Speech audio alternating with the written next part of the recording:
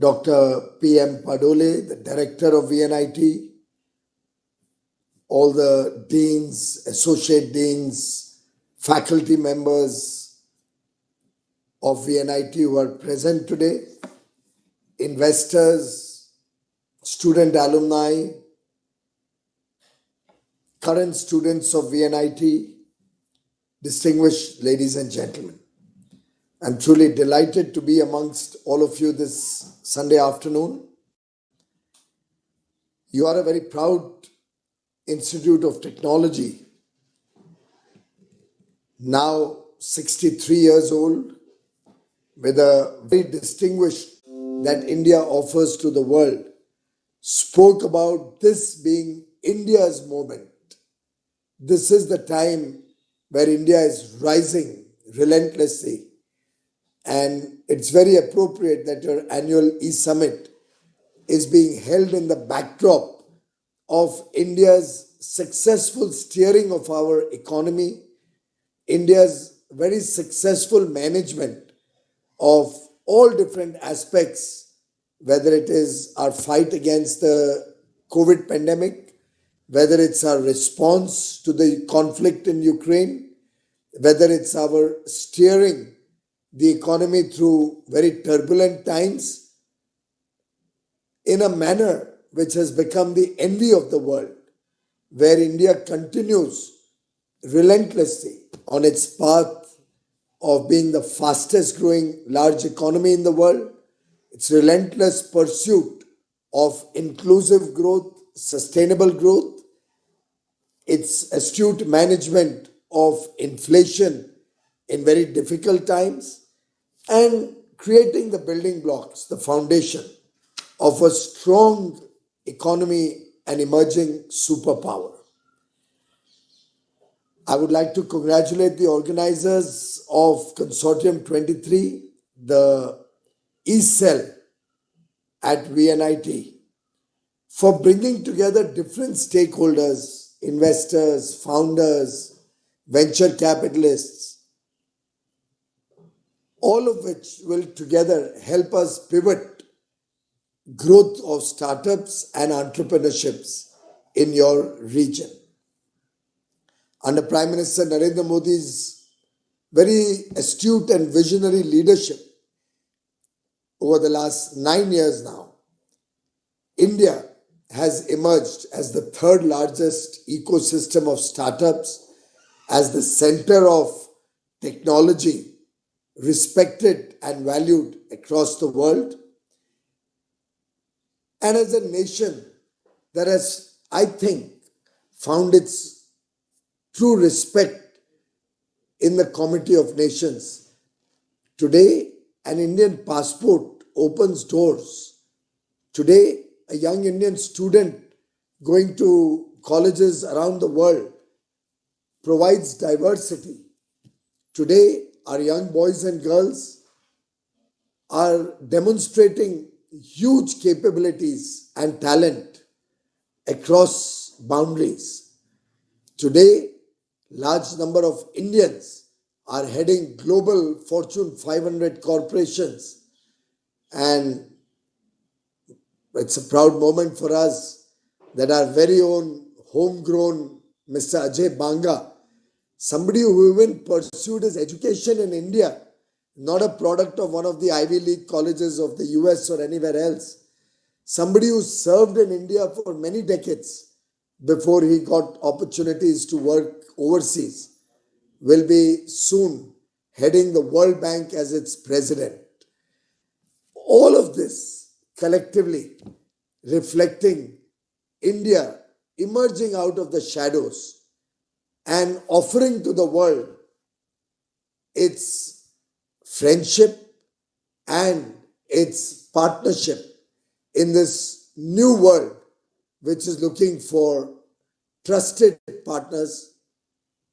A new Bharat is emerging, a new India, which is today much sought after by nations and groups of nations around the world.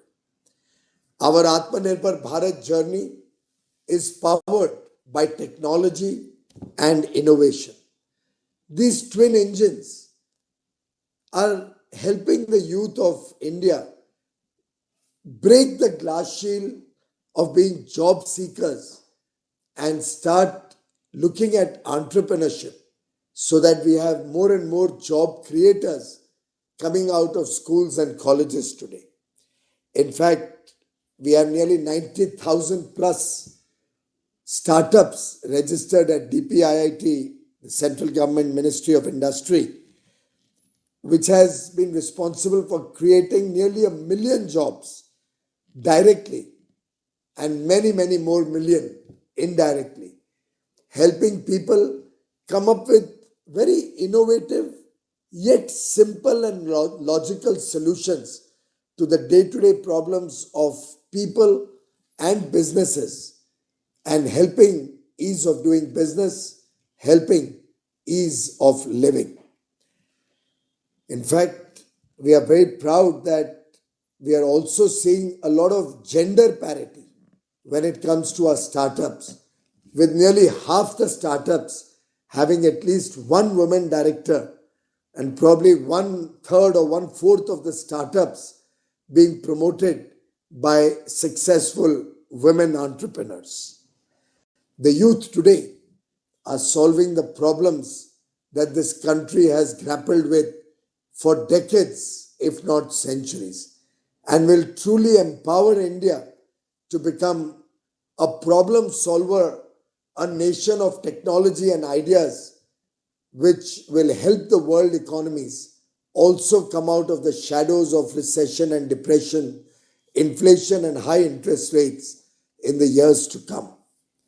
In fact, India today is leading in many aspects, whether it's good governance through e-governance or working through a whole of the government approach, where we are breaking the silos in which earlier governments and government departments used to work, where we are breaking the shackles in which our students used to study with the National Education Policy of 2020, recognizing and respecting vocational training and encouraging young minds to foray into their areas of interest, so that I hope in the future our colleges and educational institutes will not suffer the malice that we saw reflected in the movie The Three Idiots, where a photographer was being forced to study engineering, or a truly deserving engineering student with bright ideas and spirit of inquiry having to impersonate somebody else so that he could get an opportunity to get engineering skills in an engineering college of repute. I think we are looking at these old age problems getting resolved in the years to come. And I'm sure the Vishweshwarya National Institute of Technology will provide new avenues and greater avenues for such bright minds in the years to come. Today, clean energy and sustainability, coupled with the circular economy, is also finding traction across the world. In fact, India is at the cutting edge of technology and is in the forefront of the global collective fight against climate change, and is respected across the world for our good work in clean energy, for the innovative work we are doing on hydrogen, green hydrogen, ammonia, circular economy. Today we have about over 115 unicorns with a cumulative valuation of over $350 billion. Many more unicorns well on their way to become unicorns. We have digital connectivity across the length and breadth of India. Urbanization is being taken up with a new fervor, and newer towns are providing world-class amenities and facilities attracting talent so that in the post-COVID world, where hybrid working is becoming the norm rather than the exception, we will open the doors for our young boys and girls in tier 2, tier 3 cities, even smaller towns, to be able to contribute to the world's demand for managerial and technical talent. You might have observed over the last 3 or 4 days, series of good news and announcements. Started with our crossing the $750 billion export of goods and services, very appropriate in the 75th year of independence, that we should cross the Rubicon of $750 billion. We'll be closer to $765 billion. That translates to nearly $100 billion growth in goods and services in such a challenging year where most other countries have seen flat or even drop in their international engagement. The GST collection announced yesterday, and mind you, this is for the month of February, which is only 28-day month, was the second largest ever, having crossed 1,60,000 crores, reflecting a greater degree of formalization of the economy and significant growth momentum that the economy has now taken up. You also saw the announcement of the new Foreign Trade Policy 2023 with several features reflecting a powerful India, an Atmanirbhar Bharat, an India that can engage with the rest of the world from a position of strength, not weakness, that will engage with the world as an equal and will truly make India proud as it marches ahead in our international trade, so that by 2030 we can look for $2 trillion worth of exports, which, friends, is nearly 1,70,000 crores. Sorry, 1 crore 70 lakh crores worth of exports. $2 trillion is truly a landmark which will make India very, very proud in the years to come. Friends, India is now looking at resolution of the age-old problems and issues which we grappled with, and we are also looking at a new realization, a new dawn of ideas, entrepreneurship, and innovation. I am confident that, as the Honorable Prime Minister said, and I quote, "Innovate for India, innovate from India for the rest of the world," will be the mantra that our young boys and girls will take with them as they graduate from VNIT. India is today a global prime mover. Also, with the G20 presidency, India is showcasing to the world new ideas and accelerating for a collective action economies of the world to address the challenges that the globe is. Vasudhaiva Kutumbakam,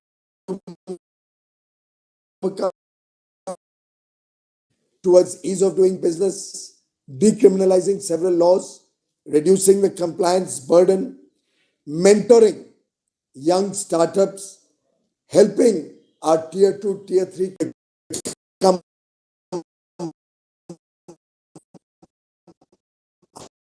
hubs of entrepreneurship and this, and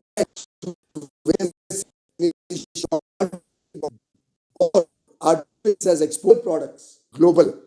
The government is working to help development efforts in the economy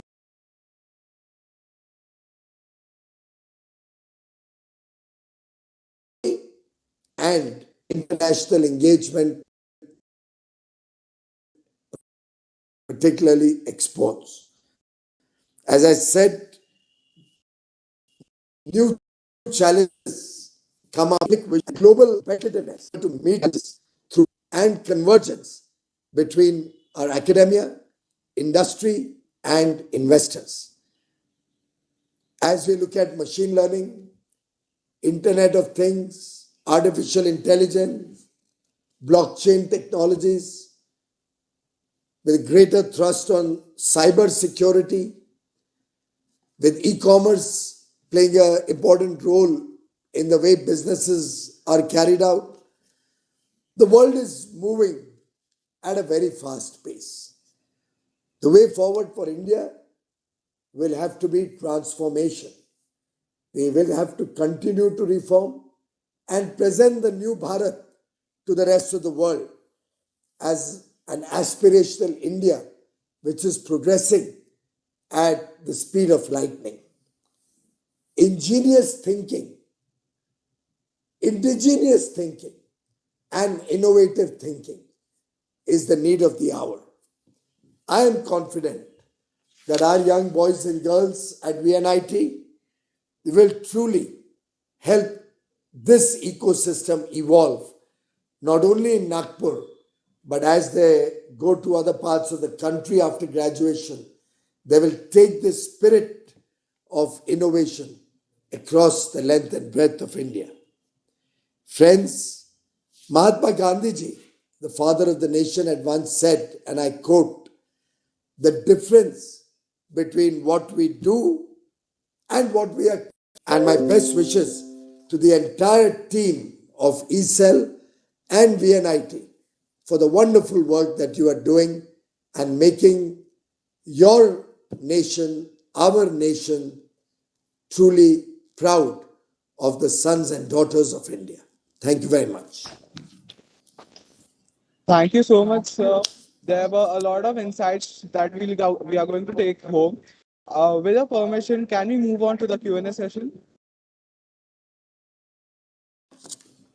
Sure. So, first question is from Rajiv Suri, sir, Managing Director of Orius Venture.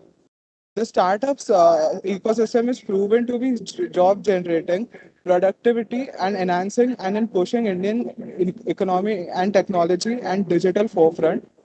So, what are we doing to ensure that this revolution is not just about large cities like Bangalore, Delhi, and is activated in places like Nagpur, where we are sitting today? Can you give me 2, 3 questions so I'll respond to all of them together? Uh, Following this question, how are we ensuring that more capital flows into the space, including unlocking pension, insurance, and other large patient pools of capital? And the last question for you is, sir, can you please enlighten us with the plans of ministry in the area of women entrepreneurship and incubation? Thank you, sir.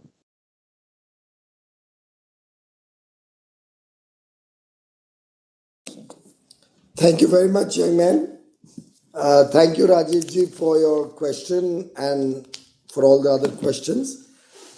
If you notice, my entire conversation was about the increasing importance of tier 2, tier 3 cities. Nagpur, frankly, is graduating to become a tier 1 city now. I would not even venture to take the risk of calling you a tier 2 city. But having said that, you'll appreciate that COVID was a crisis which you were able to convert to an opportunity. The challenges of COVID taught us a number of new lessons, one of which was hybrid working, hybrid learning. Today, the world realizes that physical presence in a particular time zone or a particular geographical area will not determine the success or failure of one's work. In fact, through COVID, we were in the same city but working from home. People now realize that for provision of goods, of services, it's not required to be actually stationed in the country in which you're providing the services. Many things can be done offline, many things can be done through technology, through remote working, through internet. And I think the world today is looking at cost competitiveness in a very big way. Now you look at both these things together. So instead of let's take a technology company or a software company, sending people to foreign shores to work, they now have them in Nagpur or Jabalpur or Ranchi or Patna or Coimbatore or Warangal, and have them remotely providing those services throughout the world. In the process, it will help us earn more foreign exchange because our exports will go up. The income of these young boys and girls will be spent in India. It will add to India's economy and growth, consumption. Salaries being paid in India, profits being made in India will generate greater revenues for the government through taxes. We will not have to struggle for visas. Rather, we'll have to struggle for getting more business overseas. And that will be better because we'll be more cost competitive. Rather than paying humongous salaries in developed nations, our young children will get better lifestyle in India at much lower cost and help our businesses becoming more competitive. So I think it's a win-win opportunity for our tier 2, 3, 4 cities and towns to really engage with the world.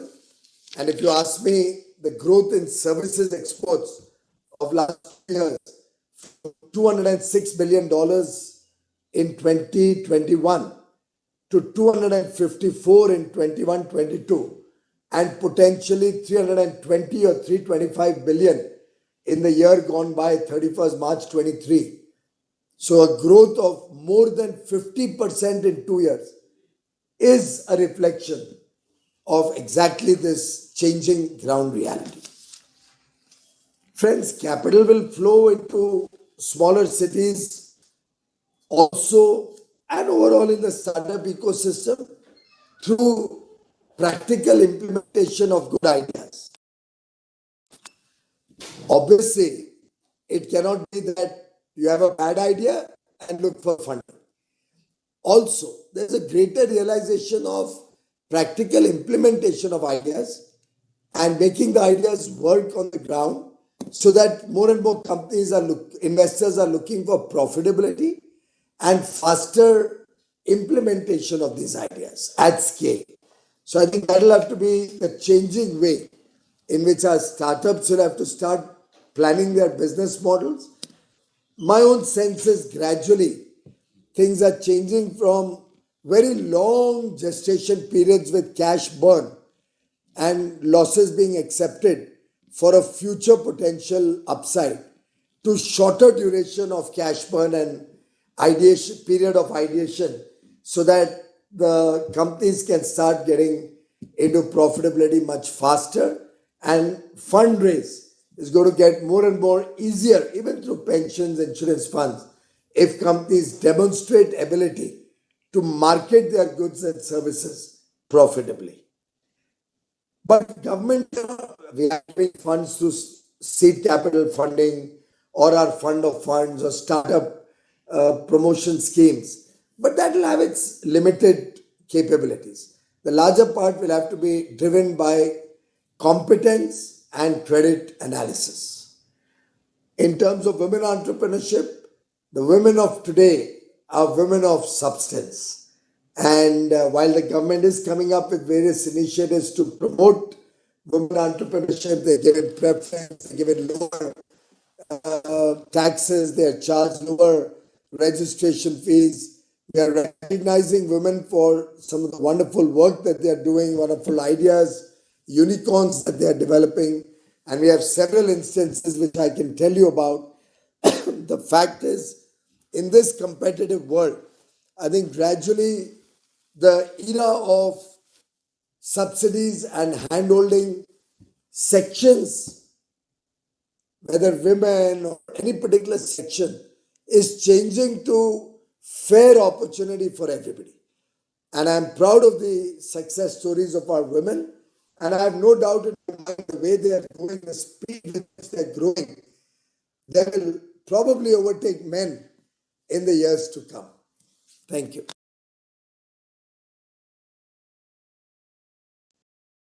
Thank you so much, sir, for your answers. Definitely brought more clarity for doubts. Uh, as we come to the end of the session, I would like to thank each and every one of you for your participation and engagement throughout our session. I would like to call for a vote to officially close this session. May I have a cue to adjourn this meeting?